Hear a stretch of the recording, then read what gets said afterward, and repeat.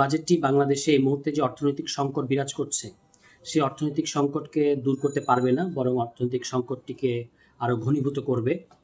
এবং এটি একটি জনতুষ্টিমূলক বাজেট। বিএনপি সরকার নির্বাচনের মাধ্যমে ক্ষমতায় আসার পরে প্রথম বাজেট ঘোষণা করা হলো আজকে, এবং এই বাজেট ঘোষণার পরে স্বাভাবিকভাবেই বিভিন্ন ধরনের আগ্রহ উদ্দীপনা আমরা লক্ষ্য করছি। কিন্তু আমাদের বিবেচনায় এই বাজেটটি বাংলাদেশে এই মুহূর্তে যে অর্থনৈতিক সংকট বিরাজ করছে, সেই অর্থনৈতিক সংকটকে দূর করতে পারবে না, বরং অর্থনৈতিক সংকটটিকে আরও ঘনীভূত করবে। এবং এটি একটি জনতুষ্টিমূলক বাজেট।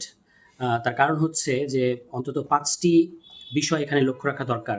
প্রথমত, এটি বাংলাদেশের ইতিহাসের সর্বোচ্চ বাজেট, যেটা লাস্ট ইয়ারের বাজেটের চেয়ে প্রায় 17% বেশি। দ্বিতীয়ত হচ্ছে, এই বাজেটে সামাজিক সুরক্ষা খাতের যে বরাদ্দ রাখা হয়েছে, এটিও বাংলাদেশের ইতিহাসে সর্বোচ্চ। তৃতীয়ত, যে সরকারি কর্মকর্তা কর্মচারীদের যে পে স্কেল ঘোষণা করা হয়েছে, সেটিও বাংলাদেশের ইতিহাসে সর্বোচ্চ পে স্কেল। এবং এনবিআর যে চতুর্থ যে ব্যাপার, যে এনবিআর যে রেভিনিউ লক্ষ্যমাত্রা এবার নির্ধারণ করেছে, এটিও বাংলাদেশের ইতিহাসে সর্বোচ্চ। এবং পঞ্চম যে ব্যাপারটি, সেটি হচ্ছে এই মুহূর্তে বাংলাদেশে সর্বোচ্চ রাজস্ব ঘাটতি বিরাজ করছে, প্রায় 2.5 লক্ষ কোটি টাকার মতো। ফলে সরকার যে বাজেটে যে বিষয়গুলোকে আমরা দেখলাম, একটা ওয়েলফেয়ার স্টেট তারা করতে চাচ্ছে, কিন্তু ওয়েলফেয়ার স্টেটের জন্য যেরকম ভর্তুকি দিতে হবে, এটি দেওয়ার জন্য যে ধরনের ফান্ড দরকার, এই ফান্ড কিন্তু সরকারের রাজস্ব যে ঘাটতি এই মুহূর্তে বিরাজ করছে, সেই রাজস্বের মাধ্যমে তারা এটা উত্তোলন করতে পারবে না। ফলে স্বাভাবিকভাবেই তাদেরকে আরও বেশি লোনের দিকে ঝুঁকতে হবে। এবং লোনের ক্ষেত্রে দুটো সোর্স, একটি বৈদেশিক লোন আর একটি অভ্যন্তরীণ লোন। দুই ধরনের লোন দুই ধরনের সংকট তৈরি করবে।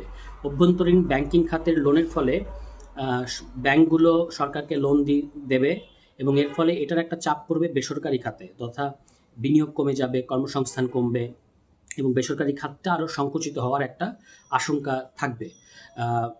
অন্যদিকে যখন আমরা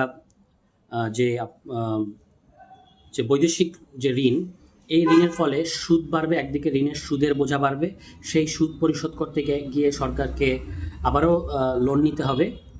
এবং বৈদেশিক ঋণের ফলে যে সকল শর্ত আরোপ করা হবে, এটা অর্থনীতিকে আরও চাপ সৃষ্টি করবে। অর্থাৎ আমাদের যে মধ্যবিত্ত, নিম্ন মধ্যবিত্ত এবং নিম্নবিত্ত মানুষ, তাদের উপরে করের বোঝা আরও বাড়বে, নিত্য প্রয়োজনীয় দ্রব্যের দাম বাড়বে, বিদ্যুতের দাম ইতিমধ্যে বেড়েছে, জ্বালানির দাম বেড়েছে, গ্যাসের দাম বেড়েছে, এবং পরিবহন খরচ বেড়েছে, এবং মূল্যস্ফীতি বেড়েছে। অন্যদিকে যেটা জনগণের প্রকৃত আয়, সেই আয় কিন্তু কমছে। ফলে সার্বিকভাবে মানুষকে আরও বেশি ব্যয় সংকোচন নীতি অবলম্বন করতে হবে, যেখানে সরকারের ব্যয় সংকোচন নীতি অবলম্বন করার কথা, কিন্তু সরকারের এই যে বিরাট একটা বাজেট, এই বাজেটের ঘানি টানতে গিয়ে জনগণকে কিন্তু তার যেটা প্রাত্যহিক যে প্রায়োরিটি, সেই প্রায়োরিটির অনেকগুলো খাতকে ছেঁটে ফেলতে হবে। এবং এটার ফলাফলে মূল্যস্ফীতি যেমন বাড়বে, মুদ্রাস্ফীতিও বাড়বে, জনগণের প্রকৃত আয় কমবে, এবং পুষ্টি সহ নিত্য প্রয়োজনীয় যে কনজাম্পশন, এটা কিন্তু জনগণের তরফ থেকে কমতে থাকবে।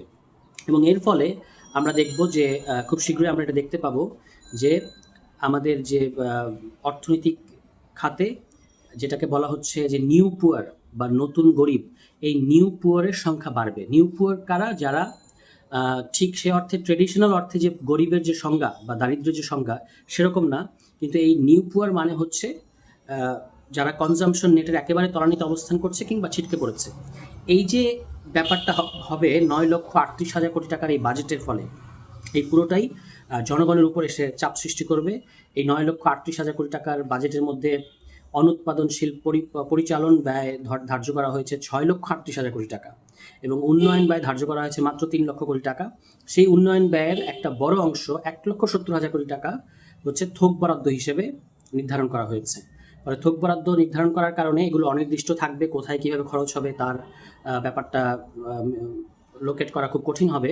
এবং এর ফলে যেটা অবকাঠামোগত উন্নয়ন সহ অন্যান্য গুণগত উন্নয়ন, সেগুলোতে বরাদ্দ কম থাকার কারণে আস্তে আস্তে বিনিয়োগের দিকেও এটা চাপ তৈরি করবে, বিনিয়োগ এবং কর্মসংস্থান কমতে থাকবে। এবং এর ফলে সরকার যেটা বলেছিল যে তারা 1.5 বছরের মধ্যে 1 কোটি কর্মসংস্থান তৈরি করবে, সেই কর্মসংস্থান কিন্তু তৈরি হবে না। ফলে সার্বিকভাবে বলতে গেলে সরকারের যে রাজনৈতিক জনতুষ্টিমূলক একটা অবস্থান, এই অবস্থানের খেসারত দিতে হবে জনগণকে, এবং তাদের যে একটা জনতুষ্টিমূলক বাজেট দেওয়ার মাধ্যমে তারা তাৎক্ষণিক বাহবা কুড়াতে চাচ্ছে, এটার ফলে জনগণের জীবনে আরও নাভিশ্বাস সৃষ্টি হবে এবং অর্থনৈতিক চাপ বাড়তে থাকবে, এবং এর ফলে নানা ধরনের সংকট তৈরি হবে।